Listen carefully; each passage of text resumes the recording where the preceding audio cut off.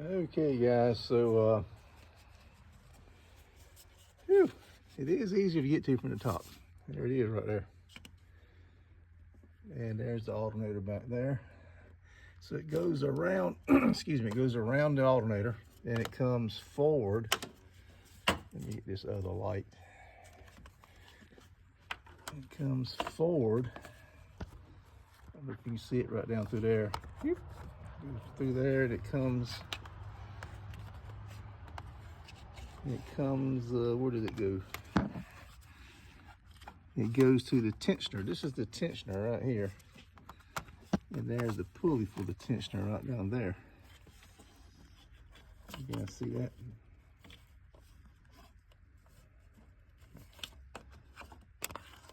Right there. Then it goes, man, it's tight in here.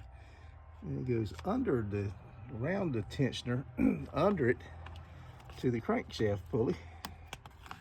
And then from the crankshaft pulley, it goes around the top of the crankshaft pulley.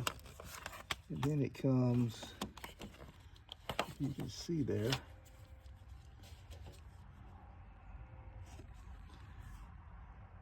there it is. You can see it coming through the bottom there, and it goes up around this. I guess that's a smog pump, I guess. Goes around it and then back up to the top here. I'm not sure what this is. That's the, oh, this is the power steering pump. Here's the power steering hose. Goes around here, so the power steering pump's mounted up there. You got the reservoir divorced from it. That's all that is. So if I can figure out how to release the tension on the tensioner, maybe I can. I wish this power steering hose wasn't in the way. The power steering hose wasn't in the way. I feel like I can get to it, and I may take that off. Okay, I've been messing around with this new tool I bought. It fits down. I don't know if it's hard to see it down in there, guys. It's really dark down in there. It's right up against the frame. But it's a slot down there, like a 3/8 drive slot. And you pull towards me, so it would come this way. And I got the belt off, the old belt off. Unfortunately, it looks like I've got to, maybe not, I may have to take the tool back out. That was a booger getting in there, but I did get it off. Let me see if I can get the belt off without having to take the tool back out. If I do, it ain't no big deal. I know how to do it now, but it's hard to see how that slot, that square slot is clocked. And on my car, the back corner is kind of leaning back towards the firewall. Just it's higher than the front corner. And you have to crawl up under the car and remove a little piece of plastics, weather shielding. And you can see, but let me see if I can get this thing off. Well, there was no way to, this is the new belt right here. There was no way to get it through there with that tool down in there. I tried. I mean, I probably could have done it, but I knocked the tool off. And once I knocked the tool off, I might just take it out of the way. But I know how it goes now. So, but like I said, I went up under the bottom and pulled back a little piece of the splash shielding and saw that how the notch was. Let me give you an idea here. See the notch right there? And it was kind of like angle like that. So once you figure out how it is, you kind of had to come down at an angle like this right here and pull it towards the radiator. So, alrighty, looked at the belt, same part number, different brand. Went from O'Reilly's to Carquest, but same part number, so should fit. Let me see if I can get this belt on.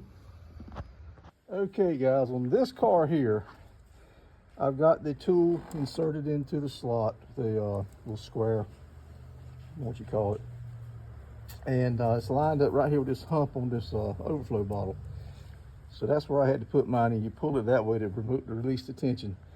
Now I've got the belt on, but it's not exactly true. It's like I'm off a cog with one gear.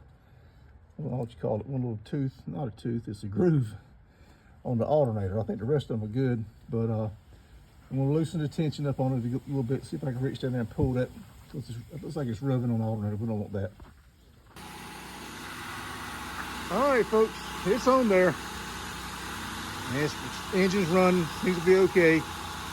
I bumped it over with the switch just a couple times, check it, just to make sure the belt was staying true. And I checked the back side to make sure it won't rub on anything. I think we're okay. So I hope that's what you guys needed to help you, because I didn't see a video YouTube about this twin cam Duratech engine, 24 valve. So that's you gotta have that tool right there, and I got it off of Amazon. OEM Tools 24887, I believe it says. Oh, gracious. 24687. And it comes, that's a 3/8 end, and it comes with a, where'd I put it? Yeah, it comes with another piece. I forgot what it is. Oh, here it is. It comes with the 1/2-inch drive also. But you need a small one on this particular vehicle. So, whew, share that. I know you Ford techs are laughing. Y'all probably knew this all along, but I'm a backyarder trying to save myself some money and do it right. Not break anything, so I was real careful. Took me a couple days if I had to work on customer cars occasionally. All right, folks, hit that thumbs up, hit that like button, subscribe to the channel, please. We're always out here trying to work on some cars, and we're trying to do a lot of, I say, later model stuff that's 20 years old, because new cars are so expensive nowadays. So we started trying to keep some of these older cars running. I catch a lot of flack for it. I got a Chrysler I just bought. People give me hell on that. And it ain't worth $200. Why are you spending so much money on it? So I think I've already posted one video on it. But anyway, I sure hope that helped somebody, because I really could have used some help when I was doing it. And it would have been nice if Ford had to put a little bit more room to work with, or maybe notch the frame or something, or access hole or something. I don't know. But anyway, we got it. All right, folks, Bob out.